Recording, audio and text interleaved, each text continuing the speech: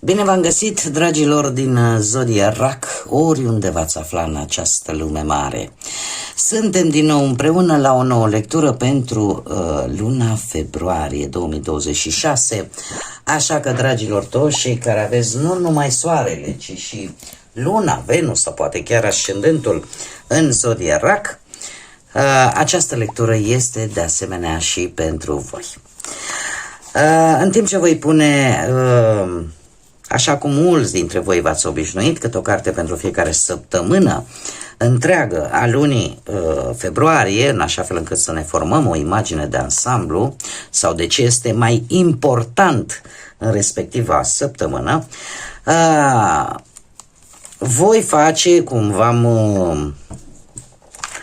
v-am obișnuit de anul trecut, câte un mic rezumat așa pe scurt despre luna februarie din punct de vedere astrologic și o să vin și cu o noutate de care imediat o să vă comentez. Din punct de vedere astrologic, luna februarie începe, ca să zic așa, în forță cu o lună plină pe 1 februarie în Leu, care ne ridică la fileu acea necesitate de a fi validați, acea necesitate de a fi recunoscuți, de a scoate oarecum la suprafață tot ceea ce am ținut în interiorul nostru. De asemenea, avem o schimbare, o energie schimbătoare pe planul financiar, care începe chiar de pe 3 februarie cu un Uranus care revine în Taur și care vine cu aceste fluctuații pe planul finanțelor, pe stabilitate, pe siguranță, pe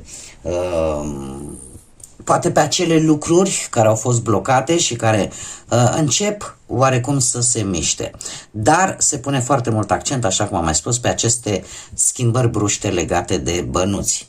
Și asta la modul general, da? Ce vă spun acum este fix la modul general. Jumătatea lui februarie vine și ea cu un tranzit major foarte important, undeva 13-14 februarie, un Saturn care intră în Berbec și care reprezintă începutul unui nou ciclu karmic, unde maturizarea, asumarea, responsabilitatea în primul și în primul rând față de noi înșine, față de acțiunile noastre, care e Uranus care ne îndeamnă, Saturn, mă scuzați, care ne îndeamnă să nu mai dăm vina pe ceilalți, să ne recunoaștem greșelile, să le adaptăm, să le integrăm și să facem ceea ce trebuie făcut. Da? Tocmai de aceea apare această resetare karmică. Sfârșitul lui februarie, de asemenea, vine și el cu o eclipsă de soare care, de asemenea, ne vorbește de schimbări karmice, mai ales că anunță începuturi. Începuturi, schimbări de direcție, care chiar dacă nu sunt ele foarte vizibile, totuși energiile cumva încep să lucreze.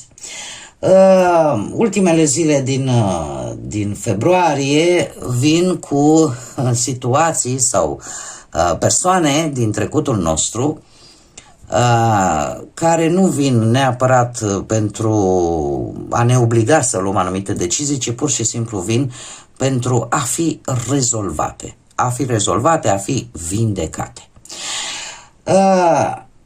Al doilea aspect pe care de acum încolo, începând lună, îl voi ține cont, este ceva inovator, pe care eu cel puțin nu l-am făcut aici pe canal.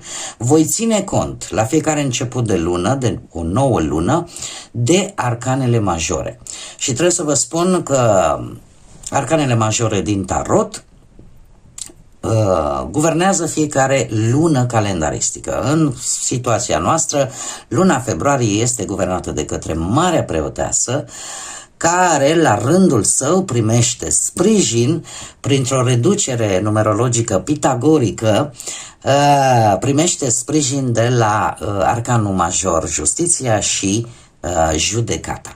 Energia acestor trei arcane majore face ca februarie, la modul general, să ne îndemne mai mult pe claritate, pe aprofundare, mai ales în legăturile noastre, fie ele sociale sau sentimentale, și ne aduce o intuiție foarte bine aspectată în această lună. Eu aș spune că ne îndeamnă oarecum să fim mai responsabili, să ne bazăm foarte mult pe corectitudine, pe onestitate și cumva pe o comunicare mult mai clară, da?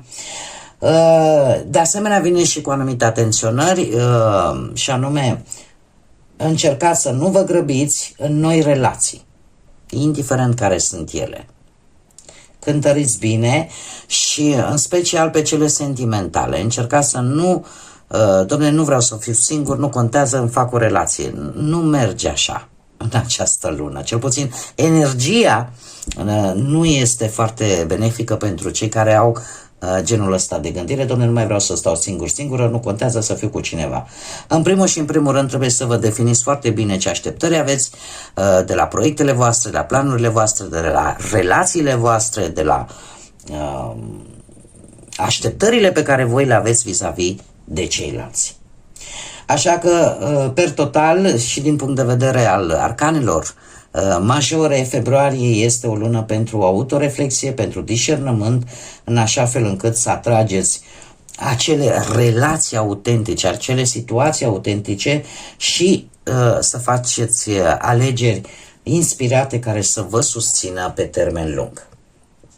Acum, dacă vorbim strict de voi, ținând cont de toate aceste energii generale, voi, dragilor din RAC, luna februarie pentru voi este o lună cu o sensibilitate foarte profundă. Este o lună în care voi veți avea șansa să vă maturizați din punct de vedere emoțional și să vă clarificați exact pe ce drum vreți să o apucați.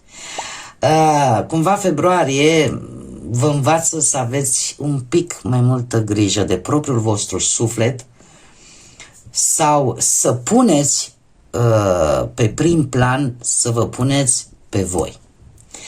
Dacă vorbim de muncă, aș spune că tendința generală este aceea de siguranță, de nevoia de a face ceva cumva cu sens. Și o să vă puneți multe întrebări legate de direcția voastră pe termen lung. E posibil, într-adevăr, să vă simțiți mult mai inspirați, mult mai intuitiv, pentru că avem și Marea Preoteasă care indică această intuiție foarte, foarte bună. Posibil pentru unii dintre voi pe plan profesional, nu știu, să fiți atrași de activități care ajută, care vindecă, care susțin și poate apărea și o schimbare de perspectivă. Adică un alt mod de a privi viața voastră profesională, de a privi munca în general. Eu aș spune că mesajul important pe partea profesională pentru voi în această lună este acela că voi veți căuta stabilitate, dar, este un dar la mijloc, nu mai acceptați un drum fără suflet, nu mai acceptați orice, oricum și oricând, pe plan profesional. Pe partea banilor, februarie aduce prudență, e adevărat, aveți această dorință de siguranță financiară, care până la urmă este firească, dar trebuie să fiți un pic mai atenți pe cheltuielile emoționale. Va fi un Mercur retrograd pe finalul lunii, care poate aduce, și nu numai vouă, în general cam mai mult sau mai puțin pentru toate zodiile, dar acest Mercur retrograd pe finalul lunii poate aduce întârzieri în anumite plăți, să nu vină așa cum erați obișnuiți. Pentru alții, nu știu, dacă vorbim de bani, puteți să reluați anumite discuții legate de situații financiare sau de bani legați care îi aveți poate împreună cu familia, sau de situații financiare din trecutul vostru. Este foarte important în această lună să încercați să nu cheltuiți dintr-un impuls emoțional. Da? Să puneți un pic de ordine în bugetul vostru și să vă definiți mult mai clar câți bani intră, unde se duc, să vă organizați un pic mai mult. Ca și mesaj general pe partea asta financiară, aș spune că pentru voi, într-adevăr, este importantă siguranța financiară, dar cumva este un început de a pune niște limite clare vis-a-vis de bani. Adică nu se mai merge chiar așa de haotic. Dacă vorbim de dragoste, de viața asta sentimentală, aș spune că, cum am spus-o și la început, februarie vine cu emoții foarte intense, cu dorințe de conexiuni foarte profunde, cu nevoia de a fi protejați, de a fi înțeleși. Februarie pentru voi, dragilor, aduce acel sentiment de a iubi mai profund decât până acum. Dar asta vă poate face, cum bine știți, și mai vulnerabili. Cei care vă aflați într-un cuplu, într-o relație, e posibil să, dacă ați avut ceva probleme, să apară o apropiere emoțională mult mai profundă, să aveți discuții legate despre viitorul relației voastre și există șansa, cu adevăr, cu empatie, cu sinceritate, există șansa să puteți vindeca răni mai vechi din relația voastră actuală și nu numai. Cei care sunteți singuri, este o lună karmică, unde atracțiile astea karmice pot apărea și voi nu scăpați de acest lucru, așa că aceste atracții karmice te fac mai sensibili, vă fac mai sensibili, mai empatici și chiar unii dintre voi aș putea să spun că aveți șansa să descoperiți acele iubiri care vă ating cumva sufletul. Finalul lui februarie este adevărat, cum am văzut, Mercur retrograd, știm bine, poate aduce o ușoară confuzie din punctul ăsta de vedere emoțional și mai ales dacă vă revin persoane, relații, situații din trecutul vostru, care, așa cum am mai spus, ele nu vin neapărat pentru ca voi să luați o decizie definitivă, ci vin pur și simplu pentru că există o nevoie de clarificare și există o nevoie poate de vindecare. Concluzie, dragilor, voi, pentru a vă simți în siguranță în această lună februarie, în primul și în primul rând trebuie să vă deschideți. Dar trebuie să vă deschideți impunându-vă, gândindu-vă în primul rând la voi, dar și impunându-le celorlalți, poate sau poate chiar vouă, acele limite sănătoase. Zise toate acestea, haideți să vedem și ce ne spun cărțile. Și avem în prima săptămână Steaua, un succes garantat, de care veți avea parte chiar din prima săptămână a lunii februarie. Poate să fie pe orice domeniu. Toate aceste cărți nu vorbesc neapărat numai dacă mi se specifică, dar per general ele vorbesc de orice aspect al vieții, fie el profesional, material sau sentimental. Cea de-a doua săptămână vine cu Fluturașul, o schimbare în mai bine. Da? O schimbare, avem un succes garantat, după care o schimbare în mai bine. Avem florile, ce frumos, Steaua, fluturii, florile, fericire. Dragii mei, o situație care te va bucura, o situație în care chiar vei simți așa un sentiment de fericire, de bucurie. Și avem Cangurul. Este nevoie către sfârșitul, se vede aici acțiunea lui Mercur, către sfârșitul lui februarie, timpuri ușor instabile în care voi va trebui să vă faceți un plan bine stabilit, bine pus la punct.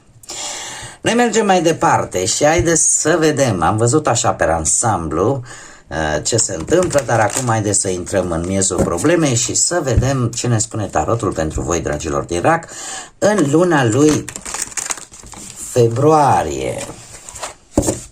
Atât pe plan profesional, material sau sentimental.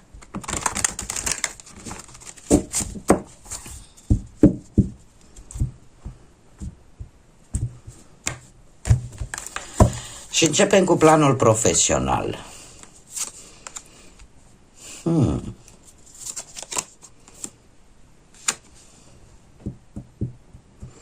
Interesant. Avem împărăteasa, 10 de monede și turnul. Avem zodia Taur. Posibil ca unii dintre voi, nu știu, să aveți legături cu această zodie, ori pe ascendent, ori pe lună, ori pe Venus, în această zodie. Ce pot eu să vă spun? Pot să vă spun pe plan profesional că, cel puțin începutul de lună, lucrurile merg destul de bine și chiar pentru unii dintre voi poate exista posibilitatea unei avansări. Sau pur și simplu a unei idei inspirate, ca să spun așa. Este pe termen lung, are legătură cu viața profesională, orică o să gândiți sau o să primiți o ofertă de un job stabil și de durată. Doar că este foarte interesant aici și vreau să văd ce schimbă.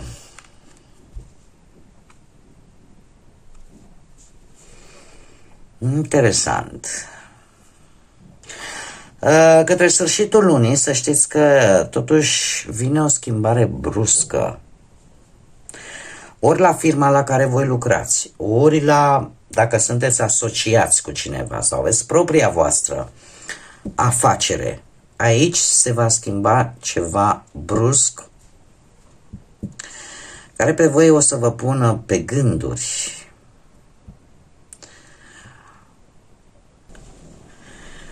Poate că voi aveți un job stabil în acest moment. Aveți un job stabil, un job care e posibil să dureze de ceva vreme, doar că intervine această schimbare care, turnul nu ne spune în ce fel schimbă, el vine și schimbă, dar ce schimbă? Schimbă ceva vechi, schimbă anumite proiecte, iar pe voi, și mai ales cu precădere pe cei care aveți ca și ascendent zodia Fecioară, pe voi vă va pune în situația de a regândi direcția voastră profesională. Pentru că ce se va întâmpla pe plan profesional, vă va împinge, vreți nu vreți, să vă regândiți strategiile, să regândiți poteca și, mare atenție, o veți face foarte rațional, ceea ce pentru voi este un lucru extraordinar de bun. Voi fiind o zodie de apă, tindeți de multe ori să vedeți lucrurile foarte emotiv. Da? De această dată, în februarie, ceva care reprezenta siguranță, ceva care... Asta nu înseamnă neapărat că, domne, vine potopul. Da? Turnul poate să vină, cum să spun eu, sub diferite forme, cu o anumită învergură, să fie mai mică, să fie mijlocie, să fie mai mare. Cert este că rezultatul acestei schimbări bruște pe cariera voastră profesională, la locul vostru de muncă, pe activitatea de unde voi vă câștigați bănuții, pe voi vă va face să regândiți situația în sine, să vă regândiți drumul și să căutați noi soluții sau să luați o pauză, dar o pauză de gândire. Sper că am reușit să mă explic. Mergem mai departe și haideți să vedem pe plan financiar. Pe plan financiar se pare că, nu știu dacă veți cheltui încă de la începutul lunii poate pe o chestiune care ține în primul rând de religie. Cel puțin în tradiția noastră ortodoxă putem vorbi, nu știu, de un parastas, de o pomană, pentru o pierdere, cum să spune, niște bani care se duc în urma unei pierderi. Dar ce aș mai putea eu să spun, dacă nu vorbim clar, nu vorbim pentru toată lumea de același lucru, e bine să conștientizați în funcție de sigur cât se poate. Apare o grijă vis-a-vis de bani, apare ideea de a economisi, de a nu cheltui pe lucruri care nu trebuie, nu sunt foarte importante. Aș putea zice cu bănuții, la modul general, că nu sunt nici că prea mulți, dar nici prea puțini.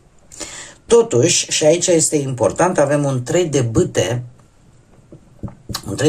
care îmi vorbește de așteptare în primul și în primul rând, așteptarea unui răspuns legat de o situație financiară și se pare că chiar dacă răspunsul se lasă oarecum așteptat, totuși cu acest paj de monede care reprezintă zodiile de pământ, Taur, Fecioară, Capricorn, poate rezonați cu aceste zodii, este posibil să îi și primești.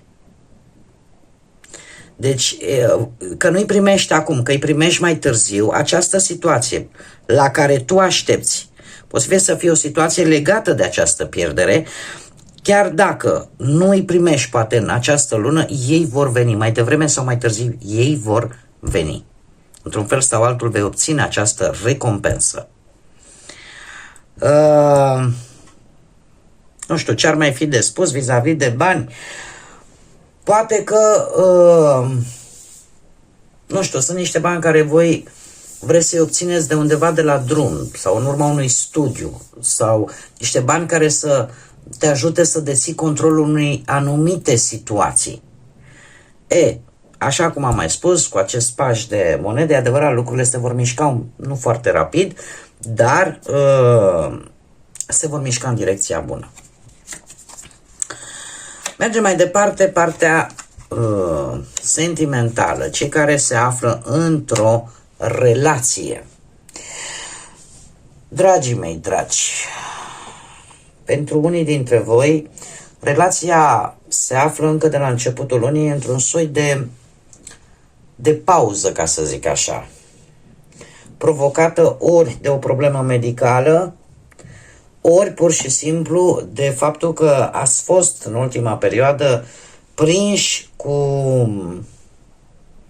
multe situații care v-au obosit, cu multe situații în care voi ați încercat să le faceți față, doar că la un moment dat lucrurile ăsta obosește, extenuează. Avem un 7 de bâte. Să știți că pe plan relațional, sentimental, voi sunteți pe o poziție de putere. Mergeți pe ideea ce nu m-a omorât, m-a făcut mai puternic. Și relația voastră, să știți că se va termina cu un 2 de cupe. Un 2 frumos de cupe. În care, practic, ai învățat, știi ce să faci pentru a îmbunătăți propria ta relație și cred că lucrul ăsta te va ajuta și vă va ajuta pe voi, dragilor, să rezolvați o situație, ori de relație, ori de familie, într-un mod fericit, prin comunicare. Deci prin comunicare.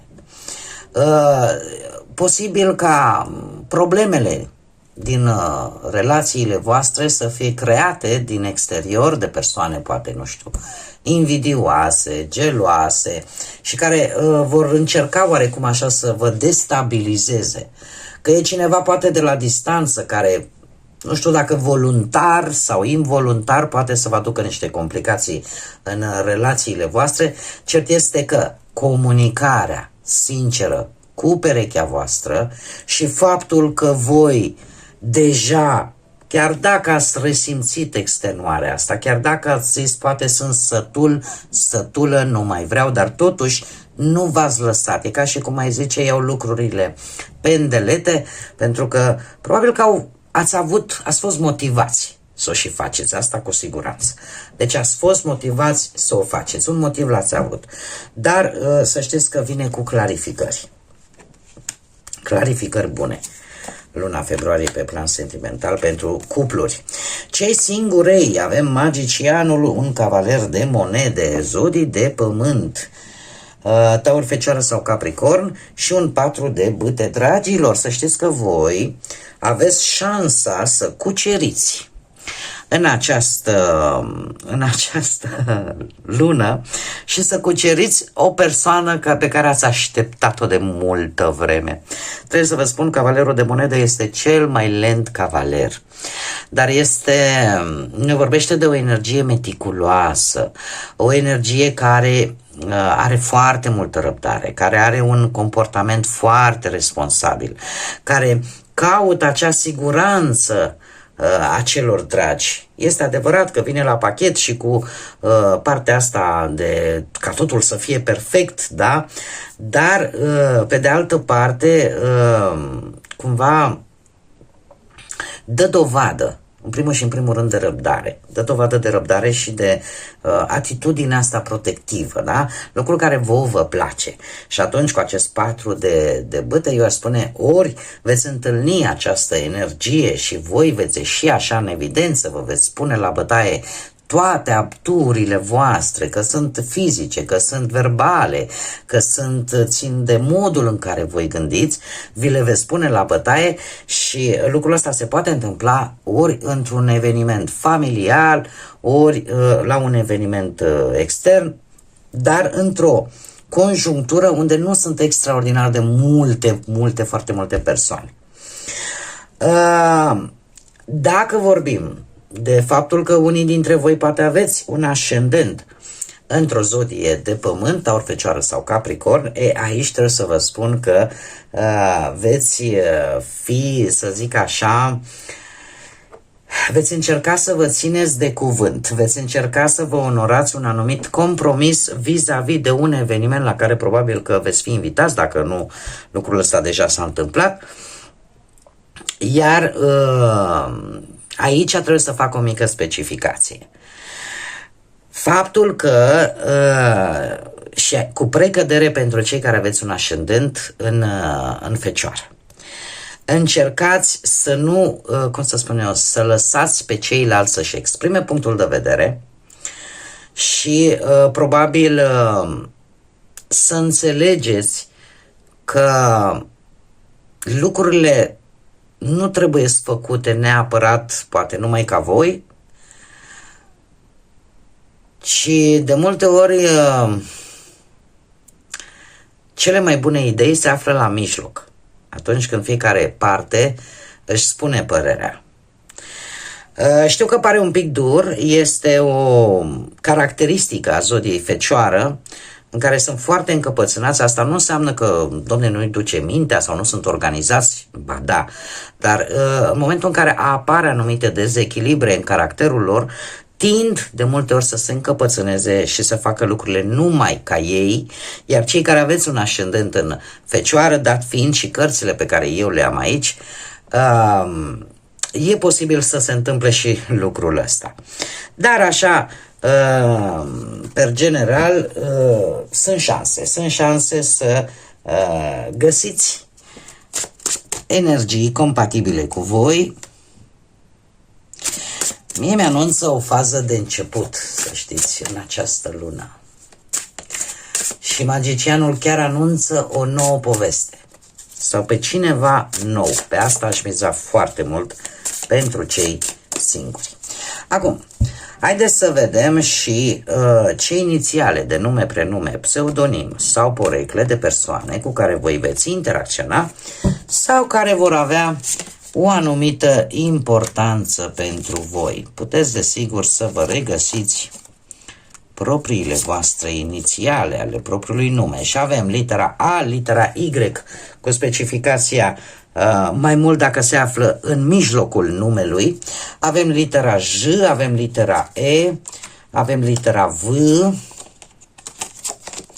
litera P, litera C și litera X. Ca și zodii, în afară de cele pe care deja vi le-am menționat, ar predomina foarte mult zodiile de apă, rac, pești sau scorpion, da? La fel ca și voi. Deci chiar predomină, trebuie să vă spun acest lucru, și zodiile de aer, gemeni, balanță sau vărsător.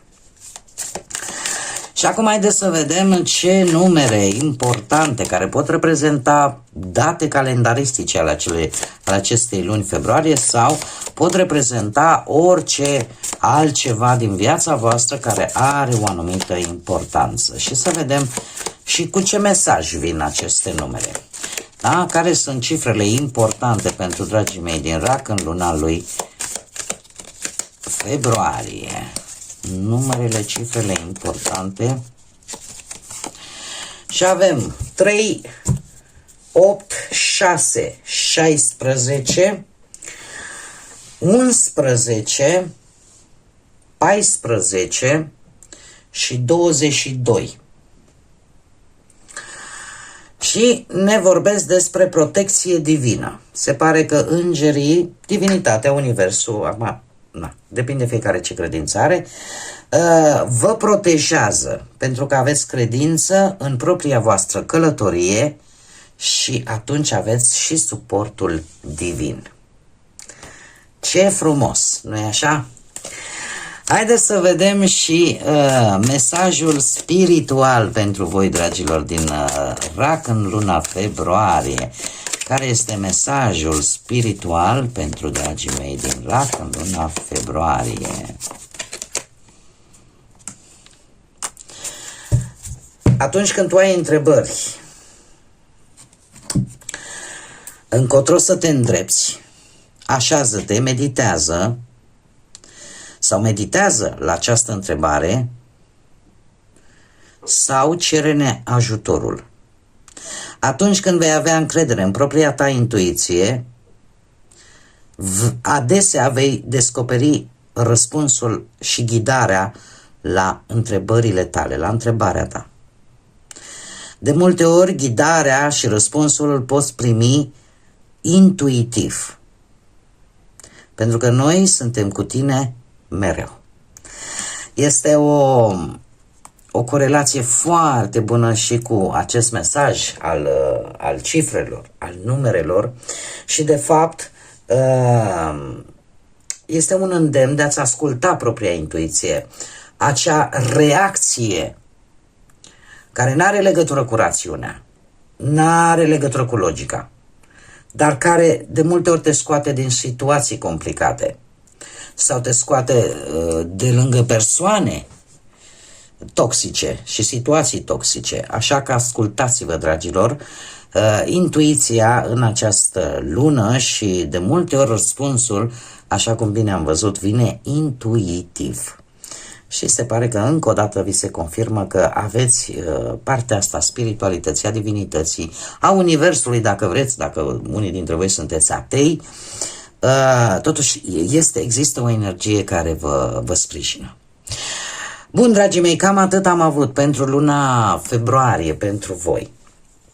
Eu vă mulțumesc de sigur că mi-ați fost alături, mulțumesc pentru like-uri, pentru comentariile frumoase, pentru faptul că vă abonați, îndemn și pe cei care încă nu v-ați abonat. Dragii mei, este foarte simplu. Dacă vouă v-a plăcut felul în care eu fac aceste lecturi, dacă ați rezonat cu informațiile pe care eu vi le-am dat aici, dacă nu aveți nimic împotrivă cu felul meu de a mă exprima, vă invit să fiți alături de mine, să vă abonați, este gratuit, nu vă costă absolut nimic.